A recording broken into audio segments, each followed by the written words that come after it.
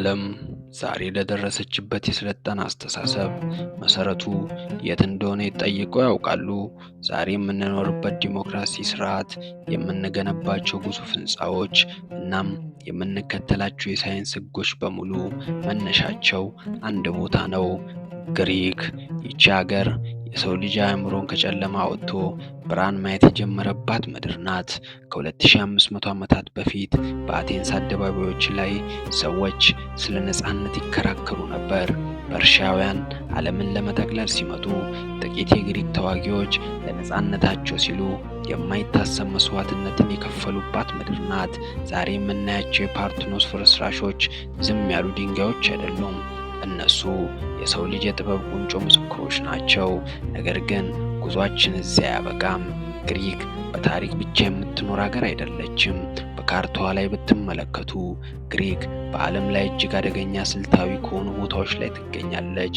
በሶስት አህጉራት መካከል እንደ ድልድይ የምታገለግል፣ በሜዲትራኒያን ባህር ላይ ቁልፍ ሚና ያላት ሀገር ናት። ይህ አቀማመጧ ለሺህ ዓመታት የጥቃት ኢላማ አድርጓታል። ከሮማውያን እስከ ኦቶማን ቱርኮች ሁሉም ይህቺን ምድር ለመቆጣጠር አልመዋል። ዛሬም ቢሆን በኤጂሊያን ባህር ላይ ያለው ውጥረትና የሀብት ክፍፍል ግሪክን ሁሌም በንቃት እንድትቆም አስገድዷታል። ሰላምን ከፈለግ ለጦርነት ተዘጋጅ የሚል ጥንታዊ አባባል በግሪክ ሰማይ ስር ዛሬም ድረስ በደም የተጻፈ እውነት ነው። ከ19ኛው ክፍለ ዘመን ነፃነቷ በኋላ ግሪክ ራሷን እንደ አዲስ ለመገንባት ረጅም መንገድ ተጉዛለች። ከድህነትና ከጦርነት ወጥታ የአውሮፓ ህብረት አባል እስከመሆን ደርሳለች። በአቴንስ ጎዳናዎች ላይ ስትራመዱ የሺህ ዓመታት ዕድሜ ያላቸው ቤተክርስቲያን ከዘመናዊ የቴክኖሎጂ ማዕከል ጎን ቆሞ ታያላችሁ። ይህ ትራንዚሽን ወይም ሽግግር ግን ቀላል አልነበረም። ግሪካውያን ማንነታቸውን ሳይለቁ ዘመናዊ ለመሆን የሚያደርጉት ትግል የሚገርም ነው። ጥንታዊ ፈላስፎቻቸው ያስተማሯቸው የነፃነትና የጥያቄ መንፈስ ሳይጥሉ ዛሬም በዲጂታል ዓለም ውስጥ ስማቸውን እየተከሉ ነው። ይህ ቪዲዮ ስለ ሀገር ብቻ አይደለም። ይህ ቪዲዮ ስለ ሰው ልጅ ጥንካሬ፣ ስለ ስልጣኔ ውድቀትና ትንሣኤ እና ግሪክ ለወደፊት ዓለም ስላላት ፋይዳ የሚናገር ነው። ዝግጁ ከሆናችሁ ወደ ሰማያዊቷ ታሪካዊ ምድር ግሪክ ጉዟችንን ጀምር። በዓለም ላይ ወደ የትኛውም ቋንቋ ሊተረጎም የማይችል አንድ የግሪክ ቃል አለ፣ ፊሎቶሞ። በቀጥታ ትርጉሙ ክብርን መውደድ ማለት ቢሆንም ለግሪካውያን ግን ከዛ በላይ ነው። ፊሊቲሞ ማለት ለራስ ያለ ክብር፣ ለቤተሰብ ያለ ታማኝነትና ለማታውቀው እንግዳ የምታሳየው ልባዊ ቸርነት ድምር ውጤት ነው። ለምሳሌ በሁለተኛው የዓለም ጦርነት ወቅት አይሁዳውያን በናዚዎች ሲታደኑ የግሪክ መንደርተኞች የገዛ ሕይወታቸውን አደጋ ላይ ጥለው አይሁዳውያንን ደብቆ አትርፈዋል። ለምን ብለህ ብትጠይቃቸው የሚሰጡ መልስ አንድ ነው፣ ፊሎቶሞ ስላለብን። ይህ ባህሪ ዛሬም ድረስ በግሪክ ማህበረሰብ ውስጥ አለ። አንድ ግሪካዊ መንገድ ላይ ችግር ላይ ወድቀህ ቢያገኝ ማንነትህን ሳይጠይቅ መርዳት እንደ ግዴታው ሳይሆን እንደ ክብር ነው የሚቆጥረው። በግሪክ ቤተሰብ ማለት ማህበራዊ ዋስትና ነው። በምዕራባውያን ሀገራት ልጆች 18 ዓመት ሲሞላቸው ቤታቸውን ጥሎ ይወጣሉ። በግሪክ ግን ይህ የተለመደ አይደለም። ወጣቶች ትዳር መስርተው እንኳን ከወላጆቻቸው አጠገብ መኖርን ይመርጣሉ። ይህ ለምን መሰላችሁ? ግሪካውያን በመንግስት እርዳታ ሳይሆን በቤተሰብ ደጀንነት ያምናሉ። በ2008 የኢኮኖሚ ቀውስ ሀገሪቱን ሲያናውጥ ብዙዎች ሳይራቡና መንገድ ላይ ሳይወድቁ የቆዩት በዚህ ጥብቅ ትስስር ነው። አያቶች የልጅ ልጆቻቸውን ያሳድጋሉ፣ ወጣቶች ደግሞ አረጋውያንን ይንከባከባሉ። በግሪክ አረጋውያን ማቆያ ሜድ እንደ ትልቅ ውርደት ነው የሚታየው። አሁን ደግሞ ወደ አንዲት አስገራሚ ቦታ እንውሰዳችሁ። አይካሪያ ትባላለች። ይቺ ደሴት በዓለም ላይ ሰዎች ረጅም ዕድሜ ከሚኖሩባቸው 5 ሰማያዊ ቀጠናዎች ወይም ብሉ ዞን አንዷ ናት።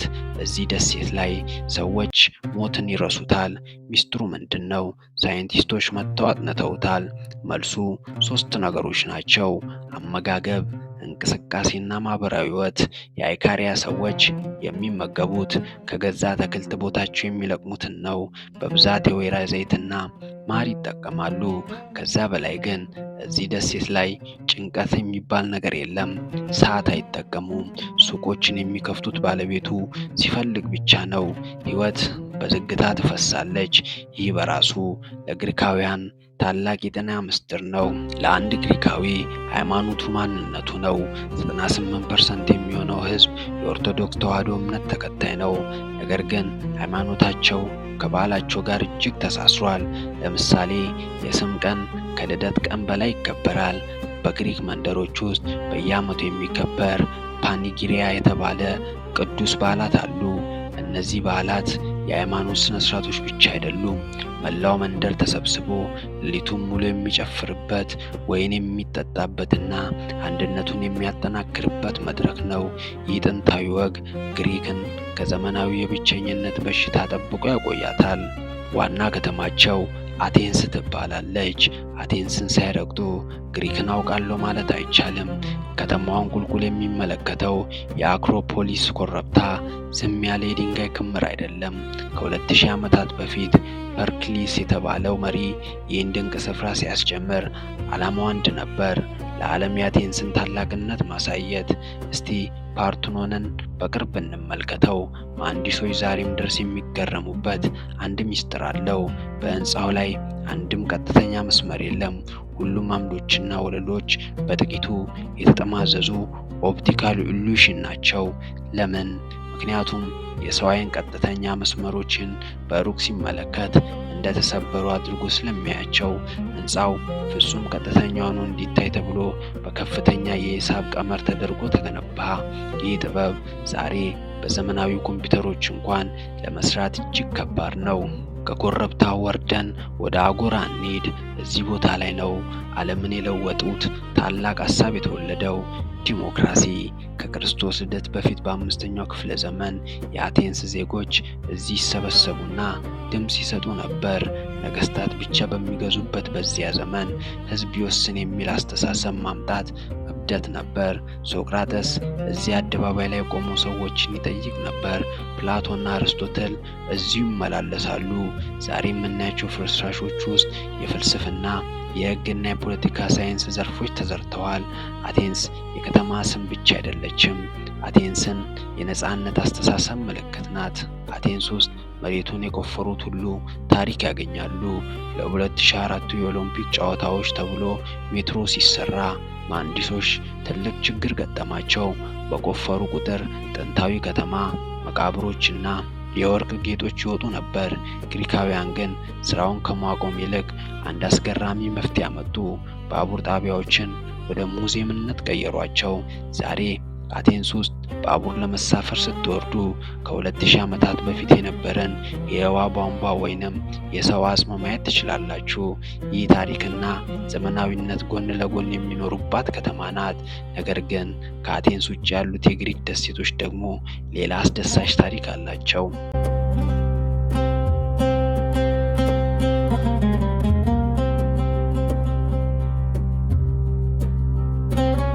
ወደ ግሪክ ደሴቶች ስንመጣ መጀመሪያ አእምሯችን ላይ የሚመጣው የሳንቶሪኒ ምስል ነው።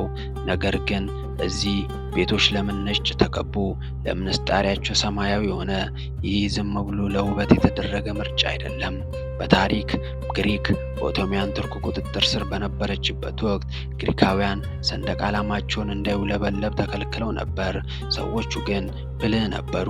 ቤቶቻቸውን በሰንደቅ ዓላማቸው ቀለም ነጭና ሰማያዊ በመቀባት ዝምተኛ ተቋማቸውን ገለጹ።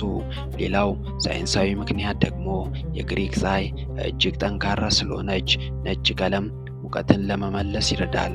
ዛሬ ግን ይህ ቀለም የግሪክ ብሔራዊ ምልክት ሆኖ ዓለምን ይማርካል። በግሪክ ጎዳኖች ላይ ስትራመዱ አንድ ምልክት ደጋግማችሁ ታያላችሁ። ሰማያውያን የሚመስል ትንሽ ጌጥ። ግሪካውያን ማት ይሉታል። ይህ ምልክት በሺህ የሚቆጠሩ ዓመታት ዕድሜ ያለው ጥንታዊ እምነት ነው። አንድ ሰው በጣም ካደነቀ ወይም በምቀኝነት ካየ ክፉ ዓይን ያርፍባል ብለው ያምናሉ። ይህ ሲሆን ራስ ምታት ወይንም መጥፎ ዕድል ይገጥማል ተብሎ ይታሰባል። ይህን ለመከላከል ትናንሽ ልጆች ላይ አዲስ በተገዛ መኪና ላይ ወይም በቤት መቃል ላይ ይህን ሰማያዊ ምልክት ያደርጋሉ። የሚገርመው ነገር ዛሬም ድረስ ዘመናዊ የተባሉ የግሪክ ሳይንቲስቶችና ዶክተሮች እንኳን ይህን ማቴ ከአንገታቸው ላይ አይለዩትም። ይህም ባህሉ ከሃይማኖት በላይ በደማቸው ውስጥ ስር የሰደደ መሆኑን ያሳያል። ሌላው የወይራ ዘይት ፈሳሽ ወርቅ ነው። ሆሜር የወይራ ዘይትን ፈሳሽ ወርቅ ብሎ ጠርቶታል። በግሪክ የወይራ ዛፍ ቅዱስ ነው። በአቴንስ ከተማ መሃል ከ2000 ዓመታት በላይ ዕድሜ ያላቸውና አሁንም ፍሬ የሚሰጡ የወይራ ዛፎች አሉ። ግሪካውያን በዓለም ላይ በነፍስ ወከፍ ከፍተኛውን የወይራ ዘይት የሚጠቀሙ ሕዝቦች ናቸው። በዓመት በአማካይ አንድ ግሪካዊ 20 ሊትር ዘይት ይመገባል። ይህ ዘይት ለምግብ ብቻ ሳይሆን ለጤና፣ ለቆዳ እንክብካቤ አልፎም ተርፎ በቤተ ክርስቲያን ስርዓት ውስጥ ጥቅም ላይ ይውላል። ለግሪካውያን የወይራ ዛፍን መቁረጥ እንደ ወንጀል ነው የሚታየው። ምክንያቱም ዛፉ የሰላም፣ የጥበብና የብልጽግና ምልክታቸው ነው።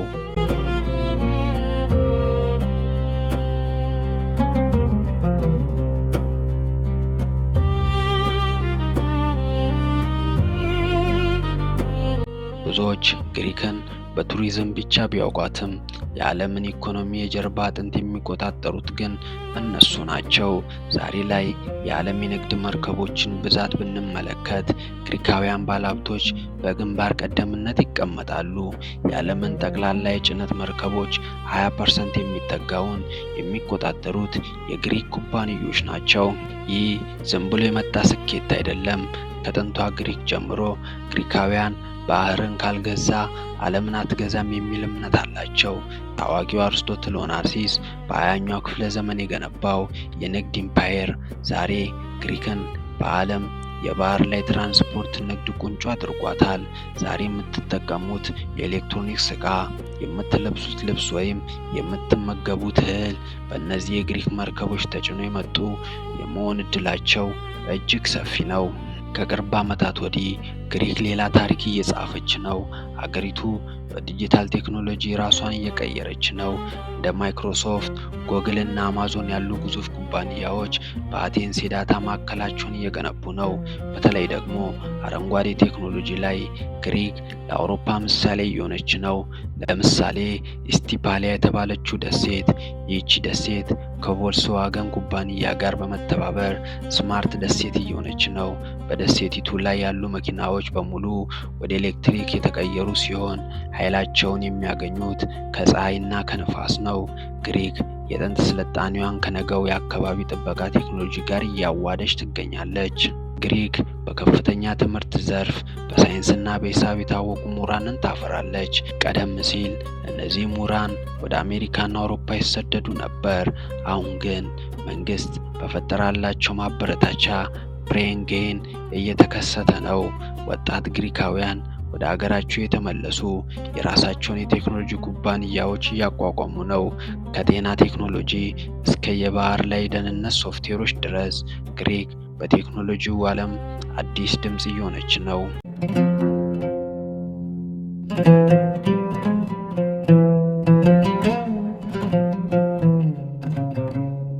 ግሪክ ለሰላም ቅድሚያ የምትሰጥ ሀገር ብትሆንም ታሪኳ ግን ሁሌም ለነጻነት መዋጋትን አስተምሯታል። ዛሬም ግሪክ በአውሮፓ ውስጥ ካሉ እጅግ ዘመናዊና ዝግጁ ጦር ኃይሎች አንዷ ናት። ይህ ዝግጅት የመጣው ካለፈው የታሪክ ጠባሳና አሁን ካለችበት ስልታዊ ቦታ ነው። በግሪክ ውስጥ ወታደራዊ አገልግሎት ግዴታ ነው። ማንኛውም ወንድ ዜጋ በሀያዎቹ ዕድሜው ውስጥ ቢያንስ ለ9 ወራት በጦር ኃይሉ ውስጥ ማገልገል አለበት። ይህ ብሔራዊ ግዴታ በሕዝቡ ዘንድ ትልቅ ክብር አለው። አንድ ግሪካዊ ወጣት ወታደራዊ ልብሱን ሲለብስ ራሱን እንደ ጥንታዊ ሊዮኒዳስ ወራሽ አድርጎ ነው የሚቆጥረው። ይህ ስነ ልቦናዊ ጥንካሬ ነው። የግሪክ መከላከያ ኃይል ዋነኛ መሳሪያ። ወደ ሰማይ ስንመለከት የግሪክ አየር ኃይል በኔቶ ውስጥ ካሉ ምርጥ አብራሪዎች ተርታ ይመደባል። በየዓመቱ በሚደረጉ ዓለም አቀፍ ወታደራዊ ልምምዶች የግሪክ አብራሪዎች ምርጥ ተብሎ መሸለማቸው የተለመደ ነው። በቅርቡ ግሪክ የጦር ኃይሏን እጅግ ዘመናዊ አድርጋለች። የፈረንሳይ ሰራሽ የሆኑትን ራፌል ተዋጊ ጀቶችን በመታጠቅ የአየር ላይ በላይነቷን አረጋግጣለች። እነዚህ ጀቶች ረጅም ርቀት መተኮስ የሚችሉ ሚሳኤሎችን እየታጠቁ በመሆናቸው ጠላት ሳይቀርባቸው እንዲመታ ያደርጋሉ። በተጨማሪም ያሏትን ኤፍ-16 ጀቶች ወደ ቪፔር ደረጃ በማሳደግ በክልሉ ውስጥ እጅግ የላቀ የራዳርና የኤሌክትሮኒክስ ጦርነት ቴክኖሎጂ ባለቤት ሆናለች። ግሪክ በሺህ የሚቆጠሩ ደሴቶች ያሏት ሀገር እንደመሆኗ የባህር ኃይሏ የአገሪቱ ሕልውና ነው። ዘመናዊ የባህር ሰርጓጅ መርከቦችና አዳዲስ ፍሪጌቶች በኤጂያን ባህር ላይ ሌሊትና ቀን ዘብ ይቆማሉ። በመሬት ጦር በኩል ደግሞ ግሪክ በአውሮፓ ውስጥ ከፍተኛ የክብደት ታንኮች ብዛት ካላቸው ሀገራት አንዷ ናት። ከ1300 በላይ ሊፐርድ ታንኮችን በሰሜናዊ ድንበሮቿ ላይ ተሰማርተው ይገኛሉ። ይህ ሁሉ ዝግጅት አንድ ግልጽ መልእክት አለው። ግሪክ ድንበሯን ለማንም አሳልፋ አትሰጥም። ይህ ወታደራዊ ጥንካሬ ነው። ግሪክ በሰላም እንድትኖርና በሜዲትራኒያን ባህር ላይ ያላትን የኢኮኖሚ ጥቅም እንድታስከብር የሚያደርጋት።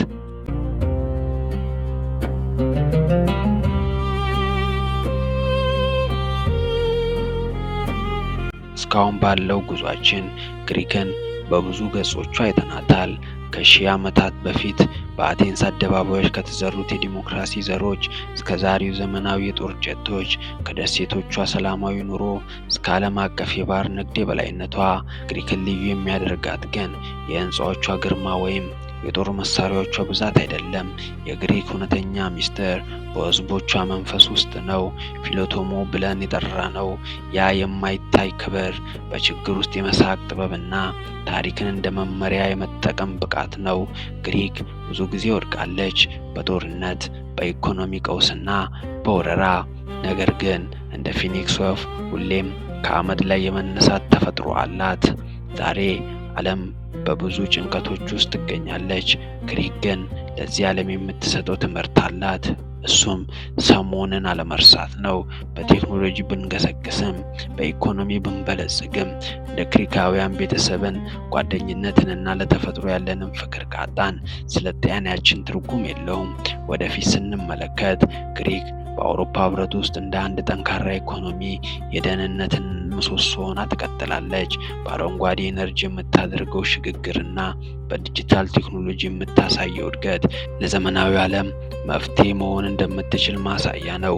ግሪክ የታሪክ ሙዚየም ብቻ አይደለችም። ግሪክ ነገን የምታሳይ መስኮት ናት። ግሪክን ስናስብ መጀመሪያ ወደ አእምሯችን የሚመጣው የሰማያዊ ባህር ቀለም ሊሆን ይችላል። ነገር ግን ከዚያ በስተጀርባ ያለው የሰው ልጅ የሺህ ዓመታት ትግልና ድል ሁሌም ሊታወስ ይገባል። ይህን ቪዲዮ ስትመለከቱ ስለ ግሪክ ብቻ ሳይሆን ስለ ራሳችሁም እንድታስቡ ፈልጋለሁ። የእናንተ ፊሊቶሞ ምንድን ነው? ለታሪካችሁና ለነገ ማንነታችሁ ምን እያደረጋችሁ ነው? የግሪክ ጉዞ የሁላችንም ጉዞ ነው። ይህን ቪዲዮ ስለተከታተላችሁ እናመሰግናለን።